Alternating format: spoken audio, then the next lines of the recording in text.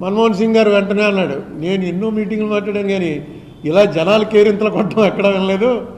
ఇదేంటంటే వెంటనే రాజశేఖర రెడ్డి గారు చెప్పాడు, ట్రాన్స్లేటర్ అరుణ్ కుమార్ అయితే ఇలాగే ఉంటుంది మీటింగు, మీరు చెప్పండి అని. ఆయన ఎంత సంతోషపడిపోయాడంటే మాటకి ఆగి అలా నవ్వుతూనే ఉండేవాడు. ఏదైనా ఒక సెంటెన్స్ మాట్లాడి ఆగేవాడు. చివరికి నా ట్రాన్స్లేషన్ వినడానికి కోసం ఆయన స్పీచ్ ఇస్తున్నాడు అన్న లెవెల్లో ఇంప్రెస్ అయ్యాడు ఆయన. ఎందుకంటే ఆయనే చెప్పేశాడు, నాకు ఎప్పుడు ఇలా ఉండదు నా మీటింగ్ అంటే, ఇదేంటి ఇంత పాజిటివ్ అప్లాజ్ వస్తుంది నా మీటింగ్ అని. అంటే రాజశేఖర రెడ్డి గారు మావాడు చెప్తే అలాగే ఉంటుందండి, మీరు చెప్పండి అని. నిజంగా అంత కామ్ గోయింగ్.